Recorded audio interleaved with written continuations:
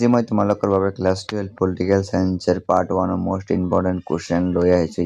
এই ভিডিঅ'টোৰ পৰা তোমালোকৰ 100% কোৱেশ্চন আহিবই এই ভিডিঅ'টোৰ পৰা, আৰু এই ভিডিঅ'টো চালে তোমাৰ আৰু কোনো বেলেগ ভিডিঅ' চাব নালাগে।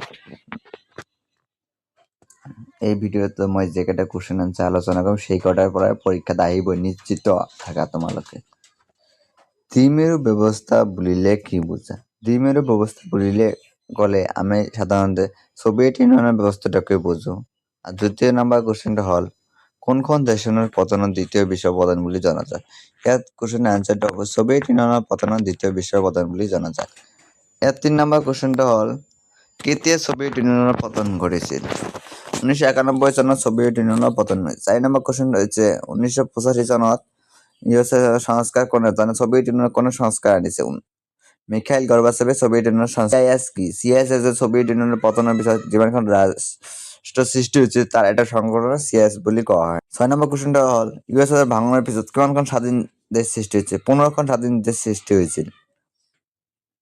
কোনখন দেশ ইউএসএর উত্তরাধিকারী দেশ হয়েছে? মানে সোভিয়েত ইউনিয়ন ভাঙনের পিছত ইয়ার এখন উত্তরাধিকারী দেশ হয়েছে, সেই দেশগুলোর নাম হল রাশিয়া। নম্বর কোশ্চেন কেটে চাওয়া সোভিয়েত ইউনিয়ন ভাঙনের দুটা কারণ।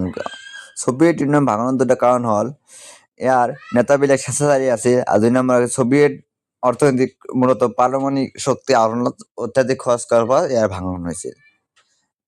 10 নম্বৰ কোশ্চেনটো হল দ্বিমেৰু ব্যৱস্থা লিখা। দ্বিমেৰু ব্যৱস্থা শেষ হওয়ার দুটা ফলাফল হল 1 নম্বৰ বিশ্ব শীতল যুদ্ধৰ অন্ত পৰিছিল আৰু আমেৰিকা বিশ্বৰ একমাত্ৰ শক্তিশালী দেশ হৈ গঢ়ি উঠিছিল। 11 নম্বৰ কোশ্চেনটো হল সেকেন্ডারি ওয়ার বুলি ক'লে এটা যেটা সোভিয়েত ইউনিয়ন সেটা লিখবা।